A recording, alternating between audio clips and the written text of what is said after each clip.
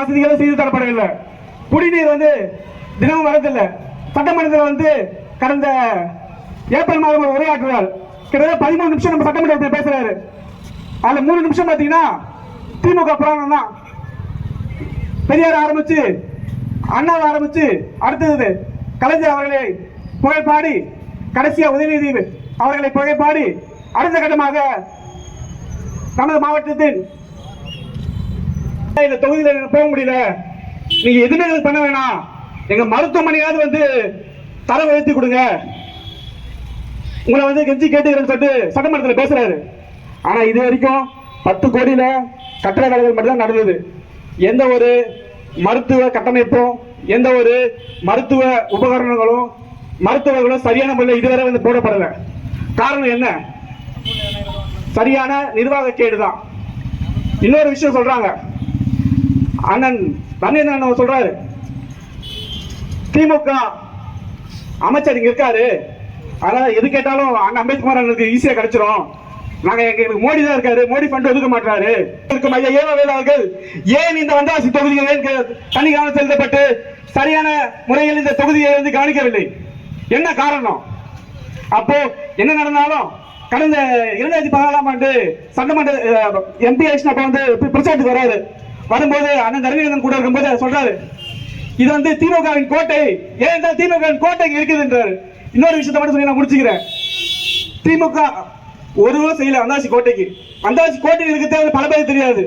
வந்தாச்சி கோட்டை எப்படி தெரியும்னா, அந்த கோட்டை மூலன்ற ஒரு பகுதி, அது இப்பதான் ரொம்ப ஃபேமஸ் ஆயிடுச்சு.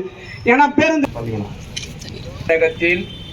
அன்றும் இன்றும் என்றும் இளமை மாறாதிருக்கும் என் முத்தமிழே, முதற் தமிழே, மூத்த தமிழே, பைந்தமிழே, நருந்தமிழே, நத்தமிழே, செந்தமிழே, இசைத்தமிழே, நாடக தமிழே, நாட்டிய தமிழே, மானே, மரகதமே, தேனே, திவட்டாத திராவியமே, தாயே என் தமிழே, உன்னை பணிந்து திருவண்ணாமலை கிழக்கு மாவட்டத்தின் சார்பாக மாவட்ட செயலாளர் பெரும் மதிப்புக்கும் மரியாதைக்கும் உரிய அண்ணன் உதயகுமார் அவர்களின் தலைமையில் தற்போது இந்த வந்தவாசி நகரத்தில் பேருந்து நிலைய அருகத்தில் நாம் ஏன் சேர்ந்து இருக்கிறோம், இங்கு நாம் ஏன் ஒன்று கூடி இருக்கிறோம் என்று கேட்க போனால், கடந்த 10 ஆண்டுகளாக இந்த நகரத்திலும், இந்த நகராட்சியிலும், இந்த தொகுதியிலும் மக்களுக்கு எந்த விதமான அடிப்படை வசதியும் செய்து தர மறுத்த கயவர்களை ஆட்சி கட்டிலின் அங்கீகாரத்தில் இருந்து அகற்றத்தான் இந்த கூட்டம் முதல் முறையாக இந்த நகரிலே ஆரம்பிக்கப்பட்டிருக்கிறது என்பதை நாம் உறுதி கொள்வோம். தாய்மார்கள் குடம் எடுத்துக்கொண்டு குழா அடிக்கு செல்வார்களே, ஆனால் குழாவில் இருந்து நீர் வருவதில்லை, வெறும் காற்று மட்டுமே வருகிறது இந்த வந்தவாசி நகரத்தில். பெருமதிப்புக்குரிய ஒரு தகப்பன் தன் பெற்ற பிள்ளையை தோளில் போட்டுக்கொண்டு நகராட்சியில் உள்ள மருத்துவமனைக்கோ அல்லது ஏதேனும் ஆரம்ப சுகாதார மையத்திற்கோ சென்றால் அங்கு மருத்துவர்களை, செவிலியர் இல்லை என்கின்ற ஆதங்கம் தான் ஏற்படுகிறது இந்த வந்தவாசியில். ஏதேனும் பயணப்படலாம் என்று பேருந்து நிலையத்திற்கு வந்தால் பயணிகள் வயிற்று உபாதைக்கு கூட ஒரு கழிப்பிடம் இல்லை வந்தவாசி பேருந்து நிலையத்தில். ஆக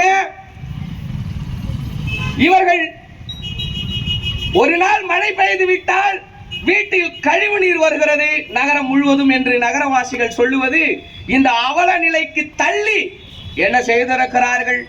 காரணம் திராவிட மாடல் என்று சொல்லும் அரசு. Times Now paper, Times of India paper சொல்லுது 1000 கோடி ஊழல் தெளிவா சொல்லுது, திரும்ப திரும்ப அதை சொல்லுது. ஆனா இதை கண்டும் காணாம பல ஊடகங்கள் போகலாம். இருக்கிறதிலே மிகப்பெரியதிலே சிம்மாசனம் போட்டு அமர்ந்திருக்கிறது 2021 இருந்து 2026 வரையிலான ஆட்சி. சிம்மாசனம் ஊழலில் சிம்மாசனம் போட்டு அமர்ந்திருக்கிறார்கள். ஆக தொகுதி மேம்பாட்டு நிதி என்று ஒன்று இருக்கும் அல்லவா? நேற்றைய முன்தினம் கூட ஸ்டாலின் அவர்கள் படிக்கிறார், நாங்கள் எம்பி நிதி 2 கோடி வருகிறது, இன்னும் 2 கோடியை மத்திய அரசாங்கத்திடம் இருந்து கூடுதலாக கேட்க இருக்கிறோம் என்று சொல்லுகிறார். ஆனால் 10 ஆண்டுகளாக அண்ணன் எம்எல்ஏவாக இருக்கிறார் அல்லவா? ஒரு வருடாந்திரத்திற்கு 3 கோடி ரூபாய் தொகுதி மேம்பாட்டு நிதி வழங்கப்பட்டிருக்கிறது அல்லவா? ஆனால் இதுவரை 10x3 என்று போட்டால் 30 கோடி ரூபாய் ஆகிறது. அண்ணன் செலவு செய்த ரூபாயை எங்கே வைத்திருக்கிறார் என்று ஏதேனும் கணக்கு காட்டிவிட முடியுமா? காட்டுவாரா? இல்லை, எங்களை போன்ற கட்சிக்காரர்கள் கேள்வி கரைகளை தொடுத்தால் தான் காட்ட வேண்டுமா? இல்லை, அண்ணன் அவர்கள் காட்டுவாரா? பாட்டில திருப்பி கொடுத்தா 10 ரூபாய் தரேன்னு வெக்கமே இல்லாம ஒரு அமைச்சர் சொல்றாரு. 10 ரூபாய் அவனே குடியார அந்த பாட்டில திருப்பி கொண்டு போய் கொடுத்தா முத்துசாமி சொல்றாரு, பெரும் அமைச்சர் பெருந்தகை, மூத்த அமைச்சர் பெருந்தகை, 10 ரூபாயை திருப்பி தருகிறோம். விளைநிலங்கள் வீணாக்கப்படுகிறது, குடித்துவிட்டு பாட்டிலை விளைநிலங்களில் போட்டு விடுகிறான். ஆதலால் அந்த பாட்டிலை திருப்பி கொண்டு வந்து டாஸ்மார்க்கிலே கொடுத்தால் நான் 10 ரூபாய் தருவேன் என்று சொல்லுகிறார். இந்த அவல நிலை, இந்த வெக்க நிலை எந்த தேசத்திலாவது நீடிக்குமா? இங்கு மட்டும்தான் இருக்கிறது, இங்கு மட்டும்தான் இருக்கிறது.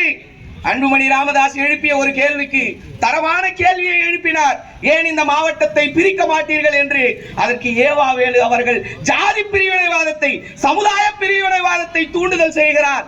பார்த்து பார்த்து காத்திருந்தேன். தரணி வேந்தன் என்று ஒரு சின்ன பையன், துடிப்பான இளைஞன், எப்படி இவனை தூக்கிட்டு வருதுன்னு நான் பார்த்தேன். ஜாதி பிரிவினைவாதம் பேசுறார். மாவட்ட செயலாளர் ஜாதி பிரிவினம், அமைச்சர் பெருந்தகை ஜாதி பிரிவினம் வாதம் பேசுறார். நாங்க ஒருவனே தேவம், ஒன்றே குலம், ஒருவனே தேவன் என்று இருக்கிறோம். ஒற்றுமை வழிபட பார்க்கிறோம். இன்று மூத்த அரசியல்வாதி, கொழுத்த அரசியல்வாதி ஜாதி பிரிவினவாதம் பேசிக் கொண்டிருக்கிறார்.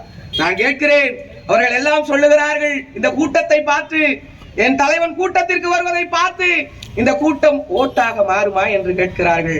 அறிவில் சிறந்த பெருந்தகைகளே, 200 ரூபாய்க்கு போட்டி வரும் உங்களது கூட்டம் ஓட்டை போடும் போது அவனுடைய ஒரு நாள் பணியை விட்டு, ஒட்டுமொத்த வேலையும் குடும்பாந்திர வேலையும் விட்டு தலைவனின் பேச்சை கேட்பதற்காக வருகிறவன் ஓட்டாக மாற மாட்டான் என்கின்ற கேள்வி இனி வரும் காலங்களில் யாரையும் கேட்பார்களே. ஆனால் இது பைத்தியகாரத்தனத்தின் உச்சமாக இருக்காதா?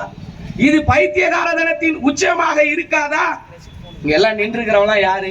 இந்த கூட்டத்துல ஒரு மருத்துவர் இருக்கிறா, ஒரு மெரைன் இன்ஜினியர் இருக்கிறான், 10 இன்ஜினியர் இருக்கிறான், விவசாய பட்டப்படிப்பு முடிச்சவன் இருக்கிறான், முதுகலை பட்டதாரி இருக்கிறான், இலைகளை பட்டதாரி இருக்கிறான், தொழில்நுட்ப கல்லூரியில படிச்சவன் இருக்கிறான். நாங்க எல்லாம் படித்த பிள்ளைகள்.